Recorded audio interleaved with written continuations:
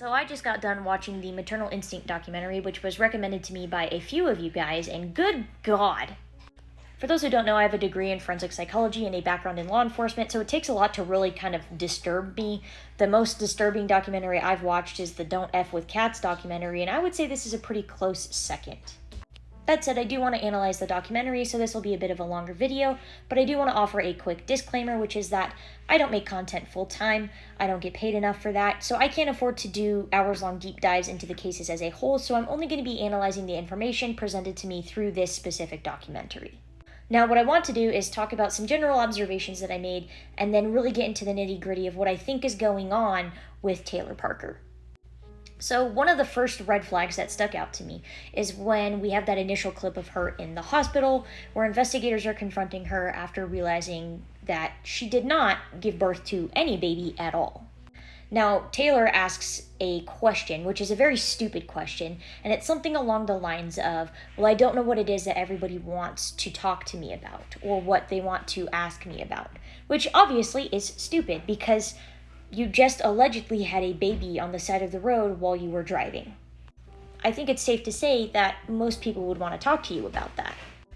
And if you're playing stupid, the other thing they would want to talk to you about is the fact that you brutally murdered Reagan and carved a baby out of her stomach. So that question in and of itself is a red flag because it's just stupid anyways, and it doesn't make any sense in any sort of social setting. Now, towards the end of the documentary, we get some additional body camera clips of her at the hospital and her prior to the hospital when she's initially contacted by law enforcement. And we get a clip of her talking to Wade on the phone saying, hey, I just had our baby on the side of the road. And the way she reacts to Wade's reaction to that information is very telling. She is very clearly upset that he's not reacting the way that she would want or expect him to react to that information. He's very even-toned, very uninterested in the fact that she supposedly just had their baby. And she says, okay. And there's a hint of irritation there and a hint of disbelief and frustration because he is not reacting the way that she wants him to. And part of that may be hey, he's not reacting the way that a dad should at the news of becoming a father and there's law enforcement around, so they're going to get suspicious. Or that, hey, I really thought that this was going to help fix things. We also have another shot of her at the hospital where the doctor does his exam and basically tells law enforcement, yeah, there's no way in hell that she had a baby. The camera captures her letting out a heavy sigh and relaxing back against the pillows in the hospital bed. Now this can be a couple different things. One, a sign of relief of, well, the gig is up, you don't have to keep lying about stuff anymore. Or two, this sense of adrenaline crash of, okay, well, we're here now, how do I get out of this? It's a self-soothing, self-regulating gesture. That's kind of what I take away, those two options. And if you hear my dog in the background, that's because he doesn't know how to behave himself when I'm recording. Anywho, last thing before I get into the nitty-gritty of why I think Taylor is the way that she is, there's a very clear shot of her being walked out to the patrol car from the hospital, and all of the tears and the emotion and the fake crying has completely stopped. She's very calm, very cool, very collected. She's not emotional at all. So very clearly she's able to turn that on and turn it off whenever it suits her. Now, what is going on with her, right? Honestly, there's a lot, which, shocker, right? Some of her biggest characteristics and things that are very apparent throughout the entire documentary is, one, she absolutely loves attention. Two, she thinks she's smarter than everybody else at really any given point in time. And three, she wants what she can't have. And there's probably a fourth in there somewhere that I'm forgetting. Again, I watched my notes. So it's pretty safe to say narcissism is a very big issue here.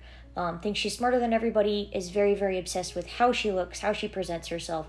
This is clear in the way that she photographs herself, the way she presents herself on social media.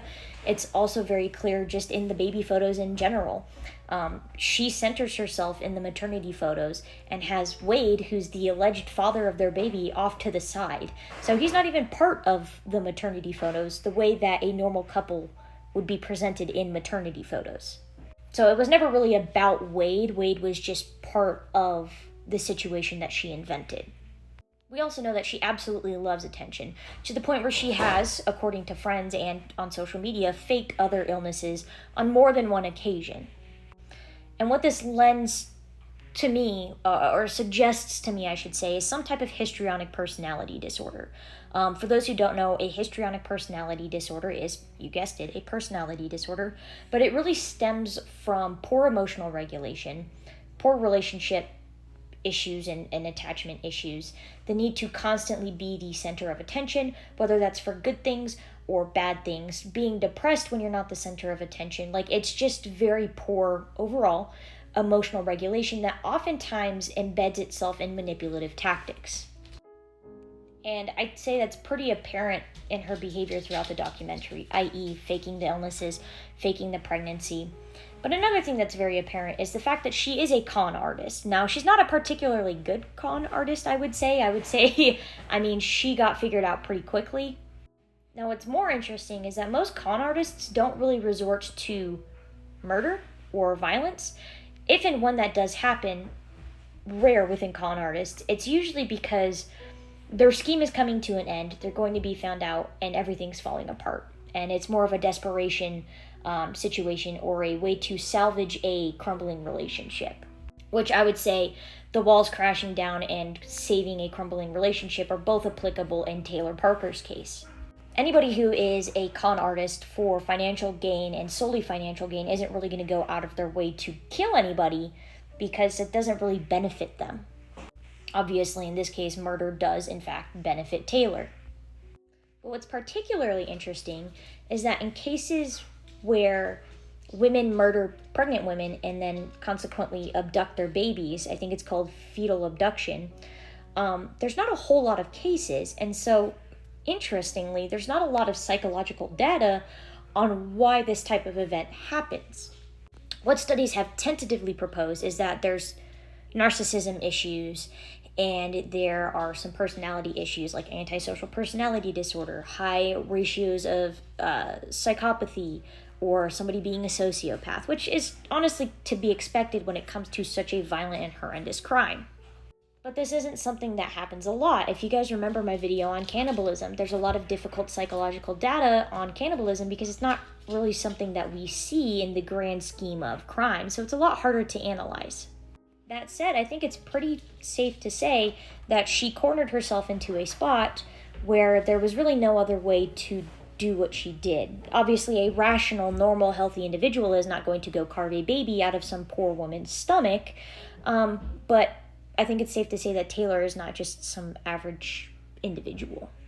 And so in a moment of desperation, the con artist who is losing their entire life and facade is going to go to extremes to, unfortunately, justify their crafted persona, if you will.